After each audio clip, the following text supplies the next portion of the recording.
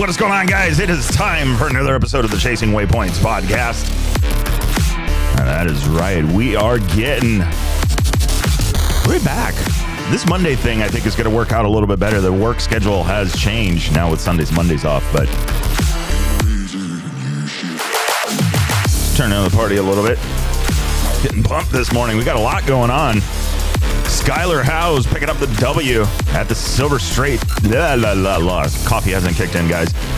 Silver State 300. Skylar Howes picks up the W aboard the rally team HRC Monster Energy Honda.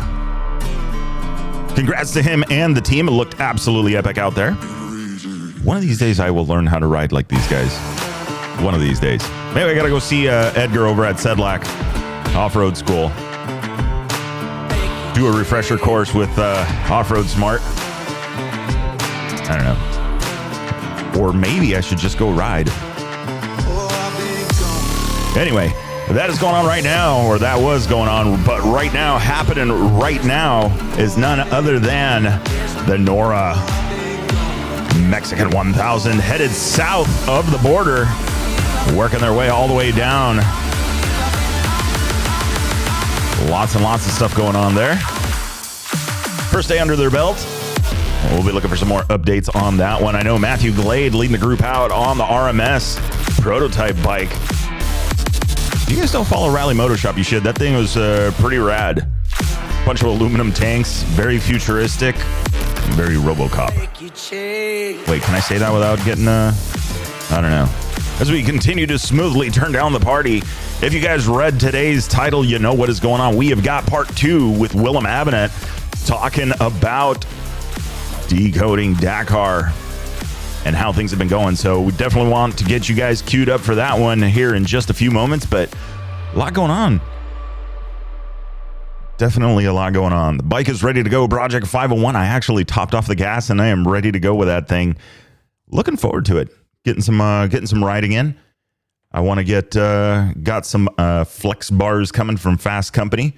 Going to work on converting those over to a Rally Light type setup now that I have the normal stuff that I use dialed in with regular handlebars. I want to try the flex bars, add a little bit more comfort to the bike. I mean, really what I should be doing is just riding the thing, but that is the game plan. That is what is going to be happening. Looking forward to do that. And then getting I think we're going to do a formal episode.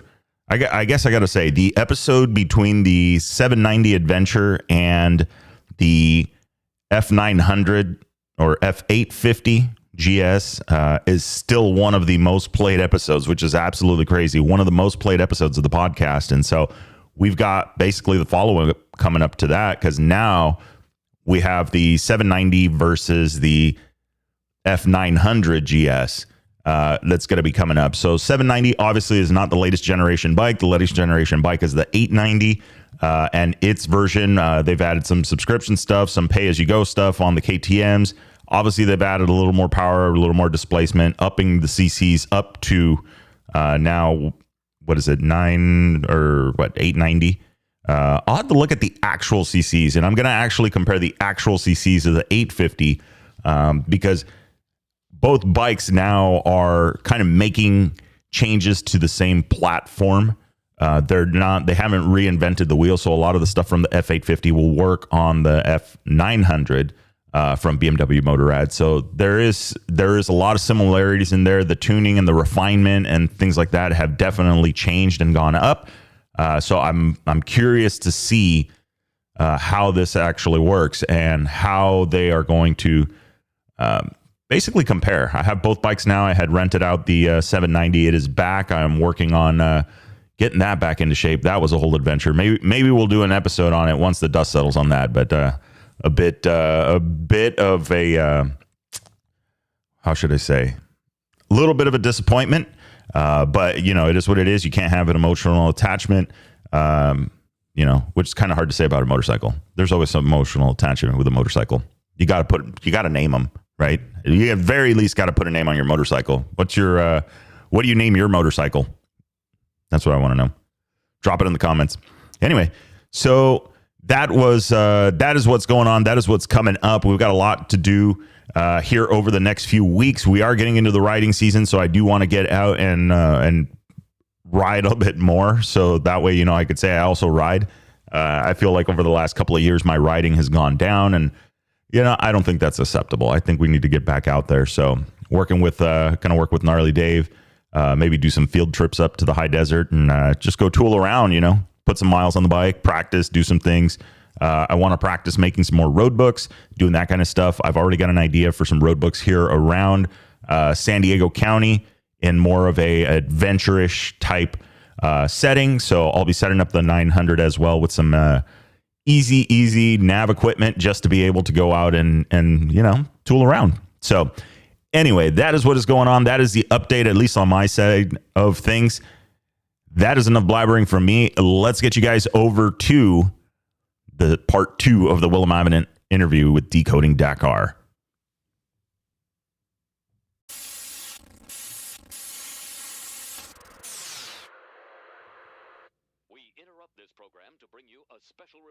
Hey guys, what's going on? This is Victor with the Chasing Waypoints podcast. Hey, super quick break in the episode. Let's talk about it. We have got the newsletter. If you have not signed up for that already, get on over to the link in the description. Head on over to the website and get signed up. So looking to bring you guys information on both Chasing Waypoints upcoming episodes, rally schools, rally events coming up, videos, all the stuff that we've got going on in the rally community here in North America and abroad. We're looking to share that with you guys. So if you haven't already, jump on over. Link is in the description. Head on over to the website, get signed up for the newsletter, and let's get back to the episode. The most recent, and probably one of the funnest and a huge accomplishment for myself for actually finishing a road book, not all 4, just a road book, which was my goal. SoCal Rally 2024. Where did you travel from anyway? I think that's going to be the new one is like, okay, where in the world are you now? So for SoCal, I went from Abu Dhabi to New Hampshire. And then I was in New Hampshire for a few days, just like under a week. And then I headed to San Diego.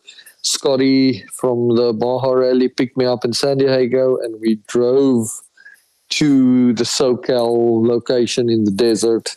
And then I was there. So that was crazy. Nice. Yeah. So a little bit of running around. Yeah, totally. Yep. And then, we back to SoCal, back to the East Coast, and then now I'm headed to Utah to chat to do some work with the Covey guys. So it's up and down. That's what I did. That's what I planned for this year. That's just what I put out as to commit this year to rally. Nice. So how did it go? I know you were on a different bike than the RFR.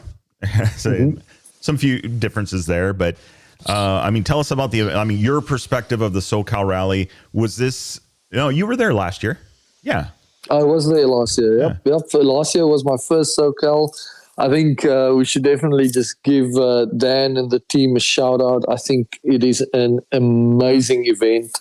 I think, there's such a need for events like this where people can come together informally, cheaply, and experience road books. I think Tony Palandrani calls it Fight Club or Rally Fight Club. Mm-hmm. Somebody else called it, the Burning Man of rally, or the Burning Man equivalent of rally. Mm-hmm. It is just an awesome event, and I love it. Like I'm sure my personal goal is to make sure I'm there every single year. Like I loved it. Nice. For me, so maybe for the guys that don't know how it works, SoCal is a effectively underground non-event event. And it is run by Dan Bart and his helpers, which is, you can help me here, Victor, but it's Taylor Birch, Brendan Crow, is it Andrew Palmer? I think it's Andrew Palmer, and was it just 3-4 of them? Yeah, they're a team of 4 guys, right? Mm-hmm. I'm not missing anybody. Yeah. So the 4 of them make new road books every year, which is, again, huge, commendable task. And then you can show up in the desert. You don't pay anything, but there's also no backup, no support, and you can ride these road books. And it's a great event for beginners to learn because there's no stress, there's no worries, and there's a ton of people around to help you if you have any questions. This year, I think we were just south of 80 people. The closest town, I don't know, California City, or what was the closest town? I'm actually not sure. Yeah. Boron, I believe. Kramer Junction. Kramer Junction, okay. Boron. Kramer, yeah. And so there were 5 roadbooks in total. We had a northeast loop, a southeast loop, a northwest loop, and a northeast loop, as well as a calibration loop. And the big news for me there was that I was on a Covey 450 Rally Pro that I used from Covey USA. They let me ride it. The standard Rally Pro is the standard bike with a race ECU and a race exhaust. And coming off the RFR, it was really incredible for me. It was a really cool bike. And the biggest thing, in our previous episode, we were talking a little bit about the RFR, and I didn't get into how difficult it is to steer an RFR. I have a friend of mine, Sharon Moore in South Africa. I sent him a message, and after the first time I rode the RFR on the shakedown, I was like, how do I steer this thing? And he's like, just with the back wheel, like you just have to you have to spin it around the corners. It won't turn. I was like, damn. So getting from the RFR onto the Covey, I think the biggest takeaway for me and the biggest thing for me was how cool or how easy the Covey handles compared to the RFR. It's insane. The Covey handles like a dirt bike, whereas the RFR handles like a massive rally bike. And that was a big surprise for me because you can obviously do way tighter stuff.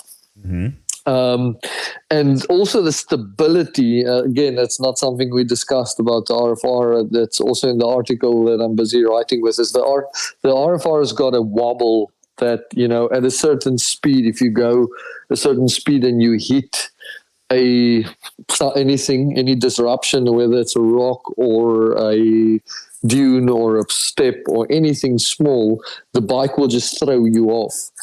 And the theory, at least the running theory, is that if your fuel isn't evenly distributed throughout the bike, which happens because you've got 2 pumps, the front pump and the back pump, then you have the kind of fuel sloshing happening, and that's the theory. Nobody knows for sure that then just throws you off the bike. It's almost like a type of tank slap kind of thing. Ugh. And it's happened to a lot of guys. A lot of guys that ride RFRs will attest to it. And I was amazed at the stability of the Covey. It was so stable, and everybody, I think Brendan took it out for a spin, he said the same thing. So many people comment on how stable it is. And again, not being a mechanic, just the theory that I have is that because it has 1 pump, your fuel distribution is always even. But that's just my kind of amateur take on it. So that makes the bike feel more stable. Some of the top guys on the RFRs are actually running a special foam in the tanks to stop the fuel from sloshing. Okay. So it'll be interesting to see how it develops. But yeah, in short, 3 days on the Covey. Really loved it. I cannot say anything bad about the bike. Obviously, it doesn't have the same amount of oomph as the RFR, but for my riding style, more than enough.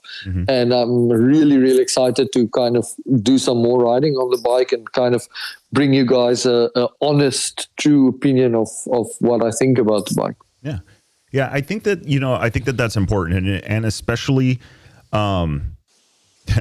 This is gonna, for those playing the home game, there may be a little bit of foul language here, but it's like they say, the opinions are like assholes. Everybody's got one, And and the reason I bring that up is because, man, have I seen some stuff, talking about Coves and, this and that in a negative light. I'm a lot more positive than negative, but the negative comments at this point now seem so standardized. Like everybody watched the same YouTube video and decided to just say the same things. And I'm more inclined to believe guys that have ridden RFRs, that have competed, that have ridden rallies, that have really used the bike for the way it is designed to be used, which is not an enduro bike.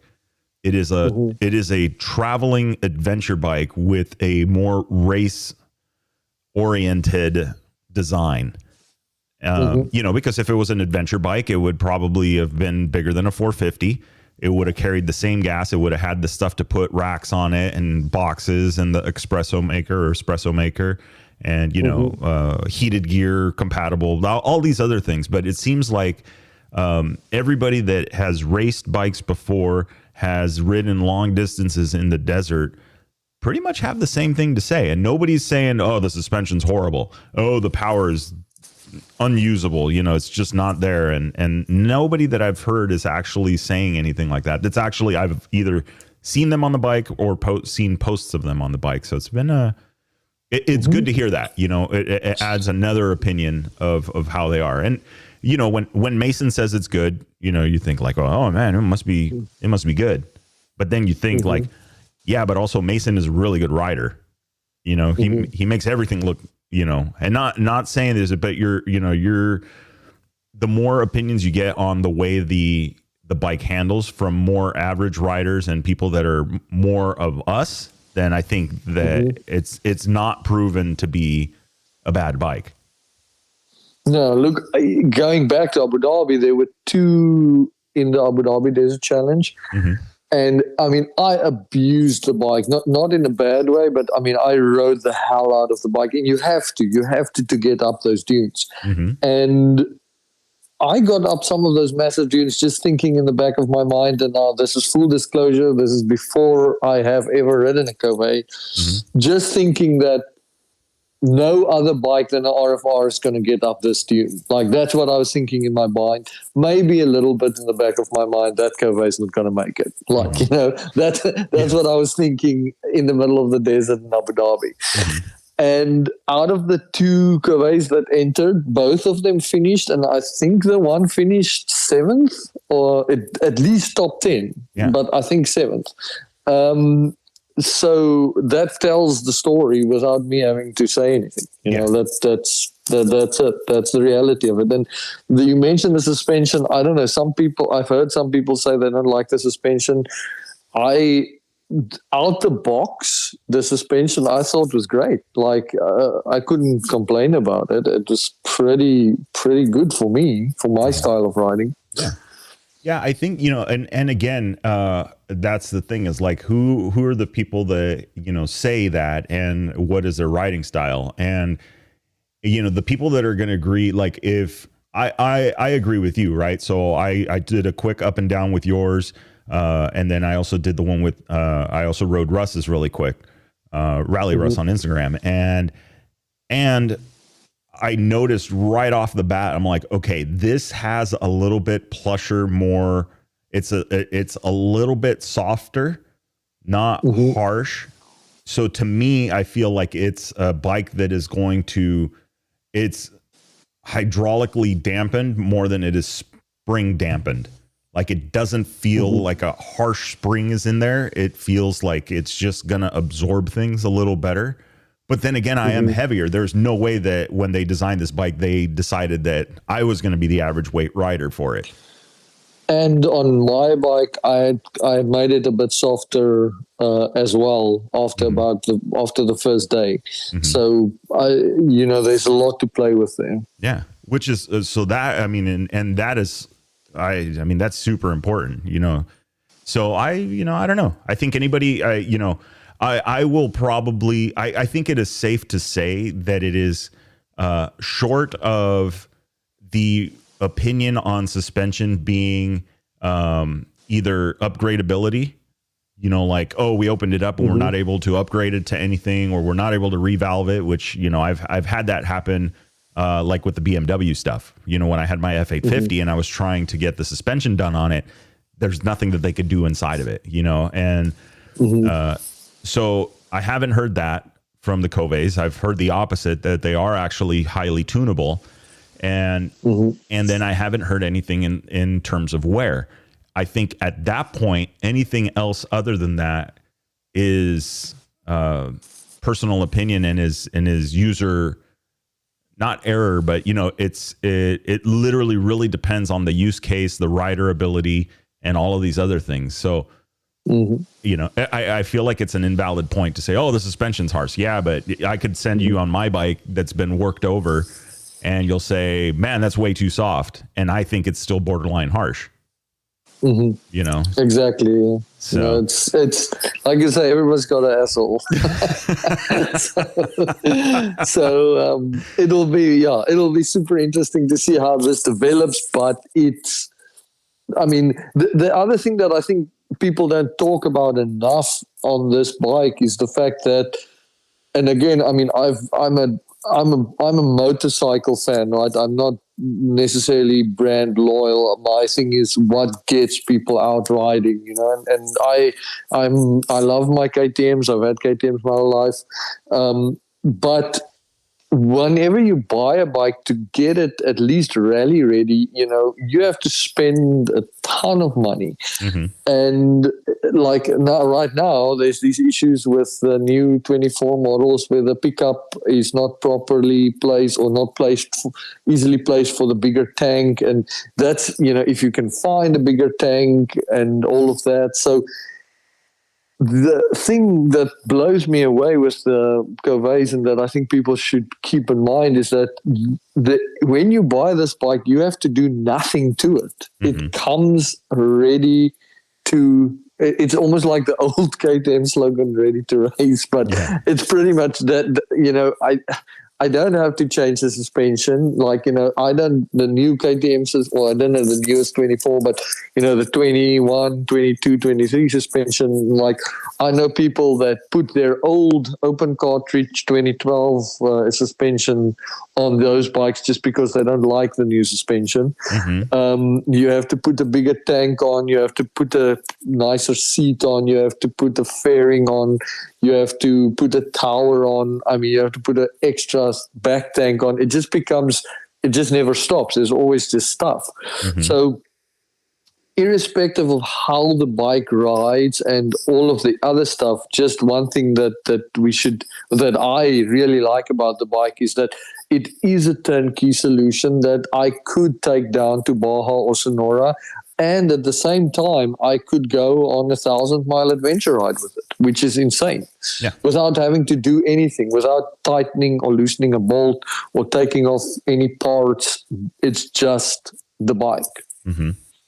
Yeah, it's. You're right. And we opened the show, or our conversation. We were talking a little bit about that, and I'm looking at it, going, okay, well, where do I go? It's like, well, if I want to do a little bit more adventure riding, and I'm literally on the Cove USA website, and, I'm thinking like, okay, well, I could find a used 690, 701 and kind of go that route. And a fairing, a this, a that, or the other. But you're right. Not a new bike, still a little bit heavier, and there's still things that have to be done to it. Where in this case, it's like, break it in, change the oil, and then go ride it more. Exactly. Oh yeah, purchase gasoline. Got it. But I think we're getting a bit sidetracked with Cove. I think we'll talk so much about it. I think again, once I've spent some time with the guys, we can definitely dedicate a show to it. But SoCal, it was just so good to see everybody, and I kind of see SoCal as the event where, if you're serious about rally in the US, that's where you go, because that's where everything happens, and you get all the news that's not published on social media, and you get to see everybody. And some of the people you see once a year, some of them you see once every 3 months. And yeah, it was so great. And, I want to take this opportunity to thank everybody that was there. SoCal sells T-shirts every year, and they've helped a lot of people get to Dakar. I know that they supported Mason a few years ago. Funny fact is that, or not funny fact, interesting fact is that I believe Mo Hard did his first ever road book at SoCal. Yep. So SoCal has kind of woven itself into American Dakar history. So this year, they donated all of their T-shirt sales to Decoding Dakar, which I'm extremely humbled by and really, really grateful for. So anybody that bought a T-shirt for SoCal, thank you so much. You guys directly supported me, and I'm definitely going to do whatever I can to, give back to SoCal as far as share my experiences with anybody that is thinking of going on this journey, and that's the whole reason Decoding Dakar is happening, is exactly to support stuff such as SoCal and riders that are at SoCal. So thanks for everybody that contributed and that was there. I really appreciate it. Yeah, it was a really good time. It was kind of seeing everybody and hanging around, and it was like a treasure hunt. Every time you turned around, there was somebody who was like, "Oh no, I've been here all weekend." And you're like, "Well, where?" I will say the bivouac was super stretched out this year, and some people were clever enough to have bicycles and little e-bikes, but it did feel a little bit like, it gives you an idea of what it would be like to do a Dakar, because we were so spread out that if you walk from the one end to the bivouac to the other, it would take a while. And then you see so many people on the way there. Like, it took me on average 45 minutes to get from end to end, because as you walk, you have to talk to people. Yeah, exactly. You haven't seen them. Like, oh, how's it going? Yeah. Oh, you're here. What brings you? Yeah. There was one instance, I think, where I told you, I'll see you in 5 minutes. And you're like, Willem, where are you? I was like, no, I'm coming. I know that is true. It was one of those things, you just start walking and next thing you know, you're running into everybody. But it was good. And I think that's what makes it fun, and I agree. I think I said it about that it's basically, it's our Burning Man. Exactly. Yeah. And I think that is I think that is a true representation of it, that everybody is it's just getting along, goes out there, decides to meet up and go out and have fun. So I think that, and I think it is great to see I don't want to call it, let's call it first time at least people that experience their road books in SoCal, and then you start seeing their names on entry lists of rallies. To me, that's amazing. That's like, wow, okay, this is why this is such a special event. Yep. Yeah, I and I agree. I think that is something that we need more of. It's smaller events that are a couple of days long. We've talked about this. I've talked about it with Gnarly Dave. I've talked about it with you and a lot of people. It's like, we already know, the Baja Rally, the Sonora Rally, are world-class competitive events, right? They're an organized event that you can go and race a rally at here in North America. You have the Kota Rally as well. You have the Battleborn Rally, which is coming. And you have these events, but it's like, you have to, at some point, you got to start somewhere. And I really don't think that starting point is a 5-day rally. No, and especially if you're spending money. I think that's the thing is the moment you make that. And look, it's not to say that, and it very much ties into the concept that we spoke on the first Decoding Dakar, as far as I'm sure there's people that can go and do Dakar just off the bat, and yes, I'm sure that there are thousands of motorcyclists that can enter a 5-day rally and finish. That's not a question, but the point is to enjoy it and to get the absolute most out of a 5-day rally. It isn't necessarily the best idea, which a lot of people do, and there's nothing wrong with it, to just show up and do it, because you just learn so much. Your learning curve is just so steep, and the risk of not completing is very, very high. So there is so much space for events like this, or something like you said, smaller. That's not a 5-day event, to act as a buffer, so that when you do enter that 5-day event, because what it's going to do is it'll raise the entire profile of all of these, of the Baja Rally, Sonora Rally, Kota Rally, because the quality of the guy, of the entrant that shows up, is a guy that already knows what he's doing. Yes. So in theory, we will actually lift up the standard of rally in the US by having more of these little events. Yeah. Yeah, I 100% agree, and that's why it's so, it's so important, because now, and you think about it, right? I mean, there's a lot of it that goes into it. When you and I have seen it. We've done tracking, we've worked in the bivouac together, we've worked in the peace control together, and there's resources, there's things that go on that require your attention, and a lot of those can be related to newcomers. Not understanding a portion of the road book, or, something along those lines, like it's been said, right, that a road book is only as strong as its weakest note, because the weakest note is what gets people lost. And then the rest of the string just doesn't work. It's chain.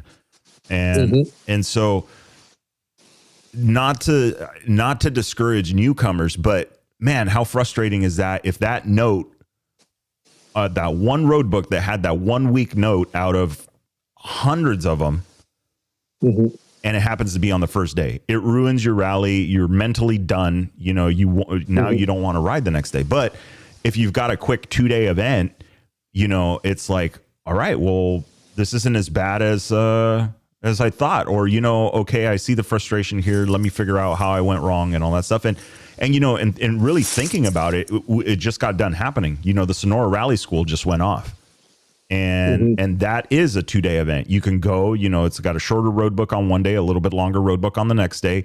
Dunes, you got to ride that area of Sonora, and it's a good primer. So for maybe people practicing, and for people that are interested in getting into it, the price of admission isn't bad. It's less than a full-on rally, but if you did that and then you did Baja Rally School, and I think Sonora does it twice a year. I believe Baja Rally does it once or twice a year.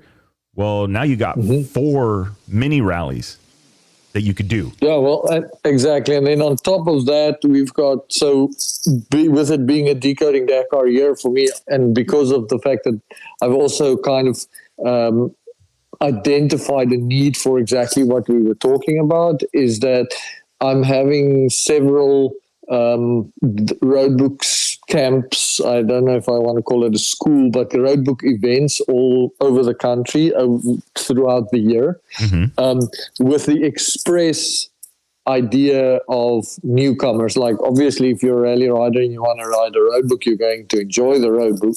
But the point of these events it's taking it back to the complete basics, and it's roadbook schools for people that want to literally just experience riding a roadbook, so that they can be like, okay, I want to do one of these events. And we have the 2 that we have in Colorado, School of Moto, are actually sold out in May.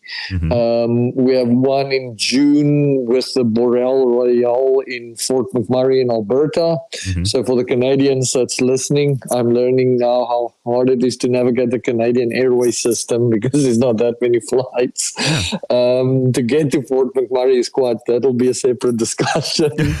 But we've got Fort McMurray in June. I've got Namibia in July, which is insane. Anybody that I'm going to take all of the stuff that I've learned in Abu Dhabi, and I'm going to kind of include that, because we've been doing the Namibia Roadbook School for a while, but we're going to be including everything that I've learned into the Namibia Roadbook School this year.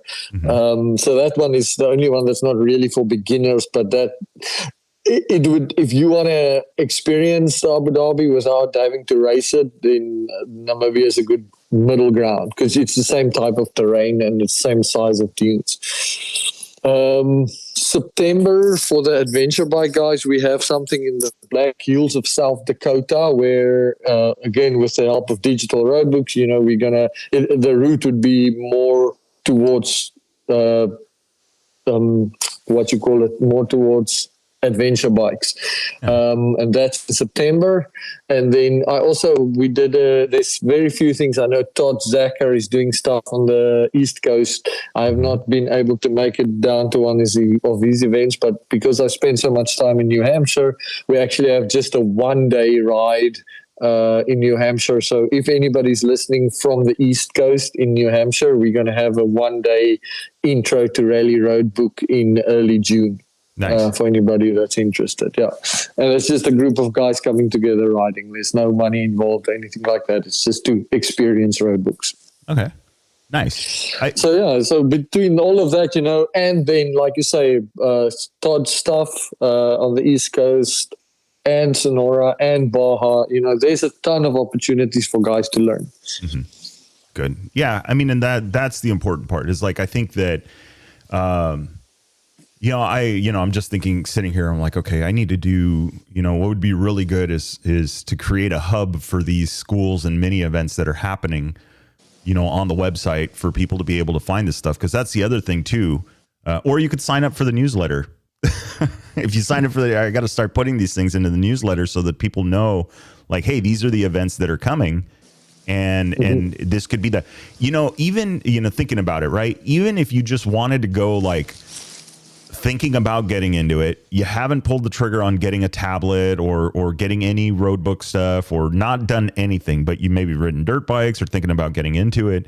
Even if you knew that this school was going to be going on or this class was going to be going on, it may be something to maybe come in and talk to a couple people, maybe get some experience. Because overall, I feel like the rally community is very much like welcoming and the like, just do it, just get it done. Like very motivating, right? There's no ego of like, oh, you're not, no elitist ego that I think that's what makes us the sport so special is that we are so inclusive, and because we're such a small niche group of people doing it, we actively encourage people to get involved and to come and join us because we want to grow it. And because of that, I mean, I see it as we're definitely some of the most welcoming motorcyclists out there, in my opinion. Yeah. And that's all over the world, not just in North America. Mm-hmm. No, I agree. I think we are the most welcoming group as far as that goes. I don't know. I mean, you see it. I mean, if I've said it and haven't said it in a while, but go hang out in a bivouac for a week. Or a couple of days and just watch what people do. And you'll see that, it's like everybody's getting along with everybody. There's bench racing going on after and talking about waypoints missed. And, it's You'll never be the same again.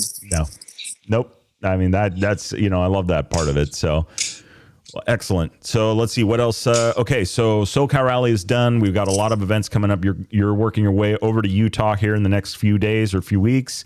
Yep. And then you got the school with the road book camp, right? Coming up with Donnie, the School of Moto. Yep. School of Moto. They're calling it Rally Schools, SKOOL, just to fit in with School of Moto. So that's pretty cool. And yeah, there's a very, very cool energy there because we'll be like working hand in hand with School of Moto. Mm-hmm. And that's, the terrain out there. I mean, I did the Dakar Rally, but I was racing the Dakar Rally, so I never kind of looked up. And, when I went out there to make the road books, I was just blown away by the Colorado terrain. And Tony was like, what are you talking about? You've been here before. I'm like, not like this, like, not being able to stop and see. And yeah, so Colorado to me is like, as a newcomer to the US or as a foreigner, it just, for motorcycling, it's amazing. It really is an exciting place to ride. Yeah. Yeah, I'm looking for one of these days. Once I can start making some income where I can have some days off, then I'll be riding around everywhere. Definitely. No, that's and that's the thing. This is such a great country to make road book. I mean, I know so many people are busy making road books, and in that vein, there's a lot of developments, and so it's like the sport is actually, it's never been this healthy. There's never been as many people getting into it, so it's an exciting time, like to be in rally in North America, I think. Yeah, I think so too. And I mean, and then just the 1 year difference between SoCal Rally to SoCal Rally. Insane, isn't it? It was like, I think we were like 20 people there last year, and now it's like 80. I mean, it was insane. Yeah. Yep, I 100% agree. So awesome. All right, Willem. Well, safe travels, and we're going to be checking in with you again soon. We got a lot to cover. Probably a conversation on Covey and and then the rally schools and how that goes. So I think that will be interesting. Yes. No, listen, I will do my absolute level best to stay in touch with you guys. Please, if there's any specific things that anybody wants to know, wants to see, or want us to cover, make sure to let Victor know so that we can bring you the relevant information and the content, so that we don't just talk ourselves blue and not talk about the stuff you guys want to hear. Yeah. So let us know, and I'm super excited to let you know how everything is developing. There's going to be a lot. The big thing that's coming up regarding Decoding Dakar is that Dakar entries actually open in May. So middle May, I'll shoot you a message once I've actually clicked send on the application. Right now, I'm busy with my presentation file for them, which is quite the story. And then the big wait starts. So we will have to get out some peanuts and see how that ends. Yes. But exciting 100%. Times ahead. Oh man, it's gonna be good. It's gonna be a lot of fun. Great. Well, as always, Victor, thank you so much for your coverage of Decoding Dakar. Thank you for everything you're doing for rally in general. And it's great to see you out in SoCal. And hopefully I'll see you sooner rather than later. Yeah, absolutely. My pleasure. And yes, absolutely. Got to do some more riding. Awesome, man. All right, sir. Soon. Enjoy. See ya. Okay. Bye. All right. So that was Willem Avenant. Part two of the conversation. We had to divide it up into two. Had to do it. But I think it's absolutely awesome. There's a lot going on. We're excited. Here we go. We're getting close. He's got points. He's getting everything. We're getting to the point where the Dakar is opening up its registration, and it's going to be a good one. So let's see how this shakes down. So what do you guys think? What's the next one? Have you signed up for the newsletter? Because every time we talk and I get more ideas, it sounds like we need to be doing more of this or that or the other. And well, we're going to be doing it. So next up, we're going to try and get more of the rally school events. When are the schools coming? So we know, so you guys can plan on attending. We can get some recipes going for you, so you know what you need to be able to go attend one of these events and have fun. So let me know if you guys got any specific questions that you want answered. If you're on Spotify, hit that Q&A section. Let me know what you're thinking. If you're listening to this on YouTube, hit the comments. Figure out, put up a comment there. I'll reply there to you. If you're on any of the other platforms, and I believe we're up to 12 now, any of the other platforms and you guys are listening to us worldwide, do not hesitate to hit us up on Instagram at Chasing Waypoints. Send us a direct message, and we're happy to help you on that one as well. So don't forget, chasingwaypoints.com. Scroll on down. You can get on the newsletter. You could also request additional information. So hope everybody is doing well. And remember, it'll make sense when you get there. Enjoy the ride.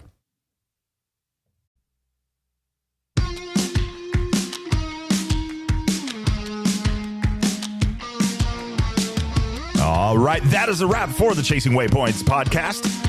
Hope you guys enjoyed the show. Looking forward to our next one coming up. Remember, if you are out riding, do not forget to tag us at Chasing Waypoints. Hashtag Chasing Waypoints. And if you haven't already, get on over to the website, get signed up for the newsletter, The Bivouac. North America's Rally Raid and Adventure Riding newsletter. Hey, let's have some fun. Let's find out what you guys up to. Let's get you featured. If you're a brand and looking to get supported, get some eyeballs, get some ears on your business, absolutely hit us up. Send us a message at podcast@chasingwaypoints. But anyway, that is a wrap. Remember, shiny side up. See you guys.